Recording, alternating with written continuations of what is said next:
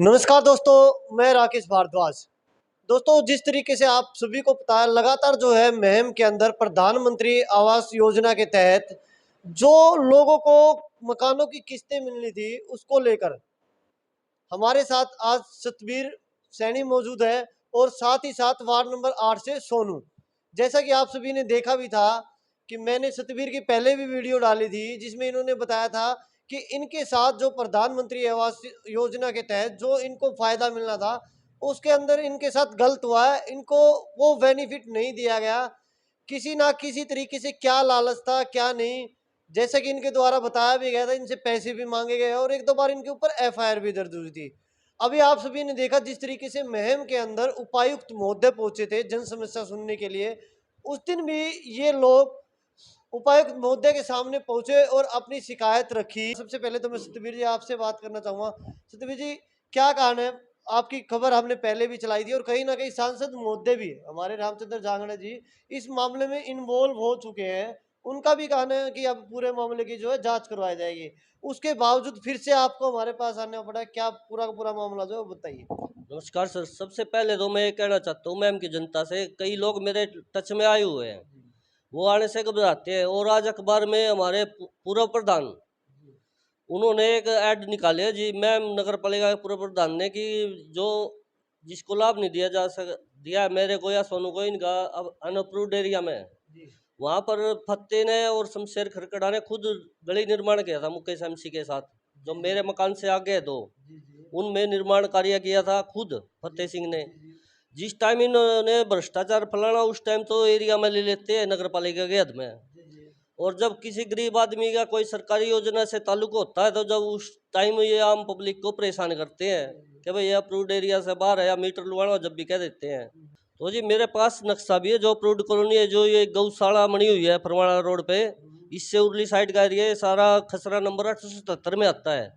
और जिसका मैंने आरटीआई के हवाले से जवाब भी लिया हुआ है, वो मैं प्रूफ दे भी सकता हूँ आपको, और ये स्वयं सेक्रेटरी साहब ने दिया हुआ है।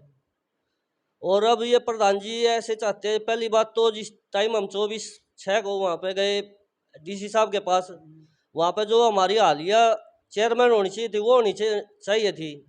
पूर्व पूर्व चेयरमैन का तो इसमें कोई मतलब ही नहीं होता, जो इंटरफेयर करते हैं। ये तो आम नागरिक वाली बात होगी, आम नागरिक की तरह बैठो, कोई समस्या तो डीसी साहब से संपर्क करना चाहिए। क्या पता वो भी अपनी कोई समस्या लेकर डीसी साहब के पास पहुंचे, ना शहर के वासी तो है ना वो। समस्या नहीं जी सर, जैसे मैंने बात बतानी शुरू करी जी, ये 20,000 रुपये ले गए, लोगों को किस्त जारी करते हैं, उसके बीच में प्रधान खुद बोले जी फतेह सिंह। जी जी जी। अच्छा, दूसरी बात रही जी, एक मैं पिछली वीडियो में कहना भूल गया था, जो ये घर घर शौचालय स्कीम चलाई थी सरकार ने 2015 में, उसका 42 लाख रुपए आज तक लोगों को नहीं बांटा गया है। वो भी भ्रष्टाचार किए हुए हैं प्रधान जी। और अपनी नाकामी छुपाने के लिए अब प्रधान जी हमारे को ये कह रहे हैं कि भाई थारा एरिया अनअप्रूव्ड एरिया में है, जबकि राम सिंह सनो बेगुराम का मकान वार्ड नंबर 2 आलिया में स्थित है, जो नगर पालिका के दूध में भी है। और असेसमेंट थी जो पुरानी 252 और 243 नंबर है उसका, जो नया है उसको भी ये लाल डोरे से बाहर करते। सिर्फ इनका बेनिफिट एक है कि भाई पब्लिक में ये प्रचार ना जाए, जो बंदा अगर जो पब्लिक की आवाज उठाता है उसको दबाने की कोशिश करने के लिए मेरे ऊपर एफआईआर भी कटवाई गई। जिस दिन उपायुक्त महोदय जी आए हुए थे, उस दिन आपको, मैं वहीं पे था, पूरा आश्वासन दिया गया है कि इस मामले की जांच हो गई। अब फिर क्या रह गया है? इस तरीके के बयान अगर आते भी है, जांच का विषय, जांच हो जाएगी। जांच का विषय तो ऐसा है सर, मैं अब कल भी गए थे हम सांसद साहब के पास, वहाँ भी अप्लाई किया था, एप्लीकेशन दी है। सांसद साहब ने भी आश्वासन दिया भाई मैं इसकी गहराई से छानबीन करवाऊंगा। अगर जो विजिलेंस जांच हो जाती है ना इसकी, तो 90% तो है ही है जी घोटाला। कुछ लोग ऐसे पात्र भी है जो सरकारी सर्विस पे है, उनको लाभ दिया हुआ है। अब हमारे साथ जो है वार्ड नंबर 8 से सोनू जी मौजूद है। जिस तरीके से सतवीर ने आवाज उठाई, इन्होंने बताया कि इनके साथ गलत हो रहा है, उसी तरीके से सोनू ने भी देखा हाँ कि इनकी सुनवाई हो सकती है, तो ये भी बाहर निकल के आए हैं, ये भी अपनी बात रखना चाहते हैं। जी सोनू जी। मेरा मकान वार्ड नंबर 8 खांड की मंडी में है। मैं वहाँ पे लगभग 12-13 साल से रह रहा हूँ। पहले किराए के मकान में रहता था, फिर मैंने अपना प्लॉट लिया, उसके अंतर्गत फिर ये आवास योजना आ गई थी। फिर मैंने उस आवास योजना के उस योजना के तहत फिर मैंने फार्म अप्लाई कर दिया था। मेरे पास उनके सभी सबूत हैं। धीरे धीरे जब इनकी और सर्वे होते रहे, उस सर्वे भी मैंने उनका पूरा योगदान दिया। पटवारी साहब आए थे, प्राइवेट कंपनी के द्वारा सर्वे करवाया गया, सारे सर्वे पूरे हुए हैं। जब लास्ट में आगे जब पैसे देने की बात आती है तो कुछ हुआ ही नहीं। क्या नहीं हुआ? आपको कुछ जवाब तो दिया हो, क्यों नहीं हुआ भाई? उन्होंने कहा कि टीपीसी की फोटो दिखाओ। मैंने टीपीसी तक का वो करके और मैंने उनको नगर पालिका में वो कर दिया था कि जी मेरा टीपीसी का हो चुका है और डीपीसी डालो और फिर करो। मैंने वो भी कर्ज उठाकर टीपीसी डाली और मैं गया, मैंने कहा कि भी मैंने डीपीसी का कार्य पूरा कर दिया है, फोटो ले लीजिए। लेकिन ये कहने लगे कि अभी आदेश नहीं हुए हैं, और कभी कहने लगे कि नेट नहीं चल रहा है, साइट बिजी है। कभी कह देते कि कोरोना काल आया हुआ है, उस समय कोरोना काल भी आ चुका था। तो उसके अंतर्गत मैं रह गया। तो फिर उन्होंने कहा कि भाई आप मकान बना लो और जब हो जाएगा पूरा तो हम आपको इकट्ठा करवा देंगे। अच्छा, पहले डीपीसी के लिए वो लगा, फिर पूरा मकान बनाने के लिए वो हाँ लगा जी। हाँ, कि पूरा मकान बना लो, आपका हो जाएगा, साथ में हम करवा देंगे। मुझको आश्वासन दे दिया, मैं उनकी बातों में आ गया, मैंने मकान बना लिया कर्ज उठा के। और मकान उठाने पर उसके उन्होंने कहा भी डालना है पैसे, तो मैंने कहा जी डाल दो पैसे, तो पैसे नहीं डाले। मुझे इस तरह से बिल्कुल वो कर दिया। और अब कह रहे हैं कि भाई मेरा एरिया भी अनअप्रूव्ड है। वार्ड नंबर 8 अनअप्रूव्ड एरिया नहीं है, बाजार से लगता एरिया है, श्री राम स्कूल के पास। टैक्स भरता हूँ अपने मकान का, सीवर का, पानी का, बिजली का, हर तरह का टैक्स भरता हूँ।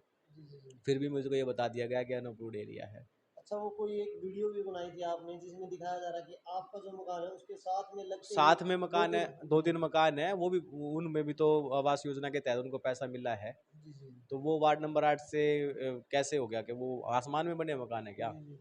ये तो दोस्तों, आप देख ही रहे हैं प्रधानमंत्री आवास योजना के तहत जो फायदा मिलना था, कहीं ना कहीं अब लोग जो है बाहर निकल के आने लग गए हैं।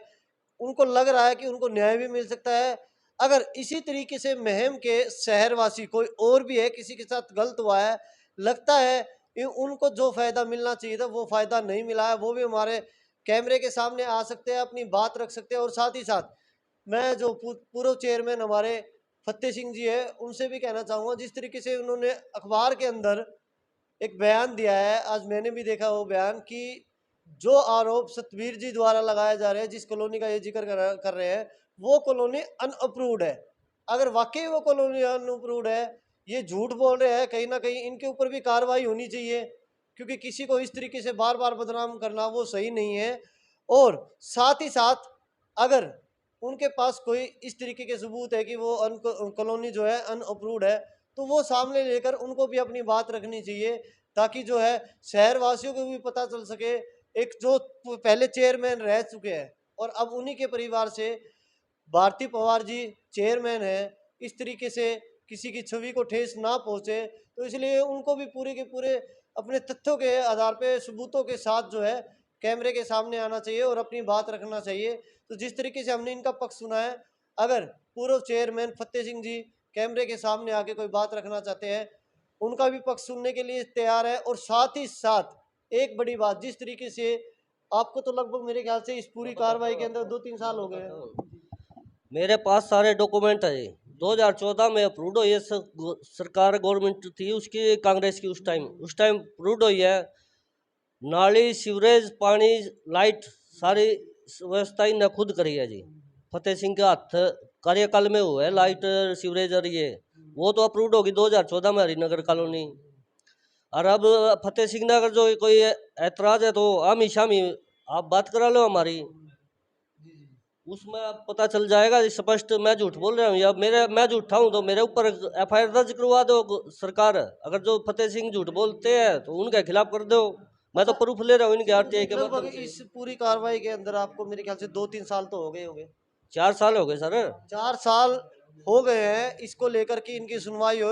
अब समय आ गया है, जिस तरीके से उपायुक्त मुद्दे के सामने भी इनकी पूरी का पूरा मामला जो वो पहुंच चुका है, और हमारे यहाँ पे जो है माननीय सांसद साहब रामचंद्र जांगड़ा जी, उनके पास भी पूरा मामला है। अब उनसे भी मेरी जो है रिक्वेस्ट है, जल्द से जल्द जो है इस मामले के अंदर जो है तेजी से कार्रवाई की जाए, ताकि इस तरीके के और लोग हैं उनको भी न्याय मिल सके।